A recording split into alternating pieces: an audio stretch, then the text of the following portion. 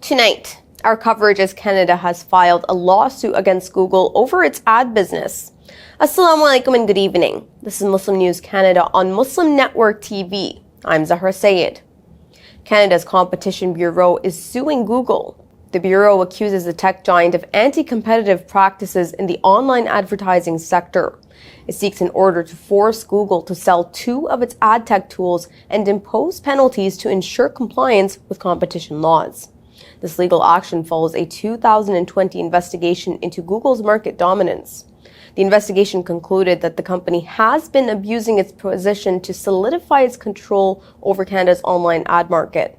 Google, however, denies the accusations and claims the ad market remains competitive with plenty of options for buyers and sellers.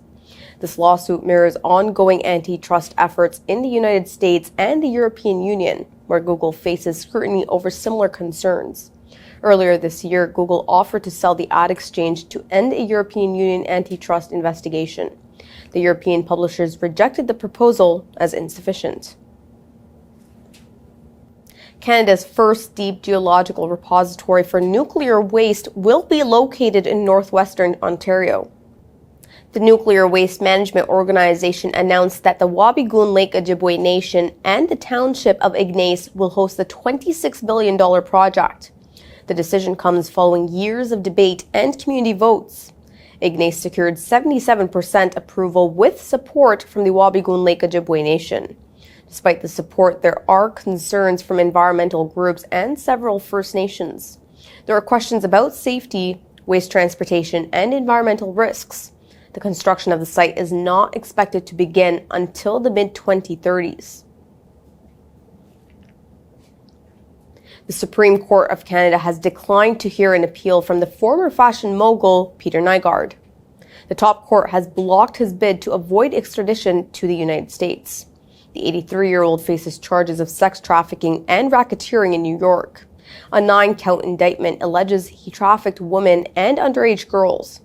His attempt to challenge the extradition order was previously rejected by the Manitoba Court of Appeal. The Supreme Court did not provide reasons for its decision.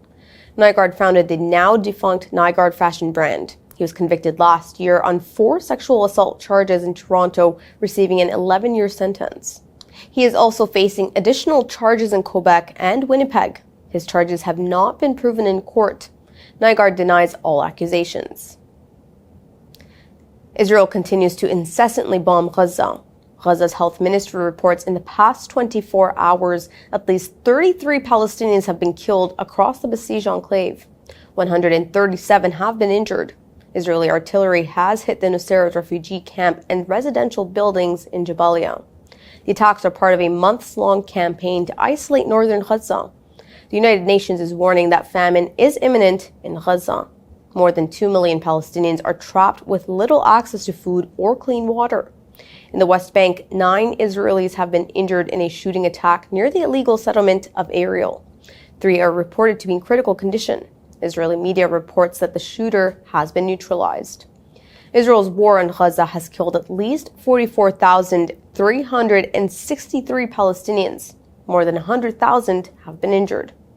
Last week, the International Criminal Court issued arrest warrants for Israeli Prime Minister Netanyahu and former Defense Minister Gallant for war crimes and crimes against humanity in Gaza. Israel also faces a genocide case at the International Court of Justice for its deadly war. Lebanon's military is accusing Israeli forces of violating a ceasefire with Hezbollah, despite a fragile truce now in its 3rd day. Despite a ceasefire agreement, the Israeli army on Friday renewed its warning for Lebanese civilians not to return to their homes on the southern border. An Indian court in the western province of Rajasthan has accepted a petition from the right-wing Hindu group, claiming that a Muslim shrine in Ajmer is built on top of a Hindu temple. The petition has been by the right-wing Hindu nationalist group, the Hindu Sena. The group is known for its controversial actions, including vandalism and support for Hindu nationalism. The petition will be heard by the court to decide whether the shrine should be recognized as a Hindu temple. The Moinuddin Chishti Shrine is a significant site for Muslims of South Asia. It honors the 13th century Sufi mystic. The petition has sparked controversy. The move is reminiscent of a past incident of the destruction of the historic Babri Mosque in 1992. The mosque was built in the Mughal era in the 16th century. The rise of the Hindutva under Prime Minister Narendra Modi has raised concerns over religious tensions and minority rights in India. At least 8 people have been killed and several injured in renewed attacks by Sudan's paramilitary Rapid Support Forces on 8 villages in central Al Jazeera state. Local activists say the Rapid Support Forces started assaults Wednesday. The attacks targeted several villages, including Al Fawar.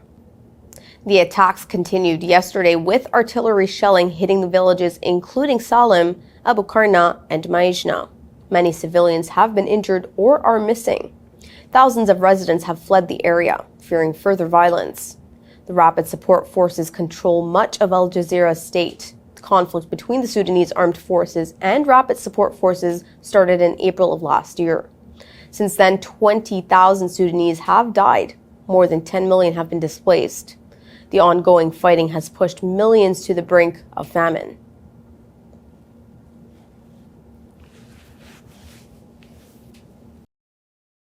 The Afghan Minister of Industry and Commerce says his country is eager to boost its economic and trade ties with neighboring nations and the global community. Nuruddin Azizi says Afghanistan wants to focus on Islamic finance and halal trade. He outlined the nation's goals at the World Halal Summit in Turkey and said Afghanistan aims to introduce halal products and services to international markets. He says the country will enhance agriculture, infrastructure, and support both domestic and foreign investment. Halal trade benefits not just the Islamic world, but all of humanity. It is particularly seeking investment from Turkey, a long-term ally.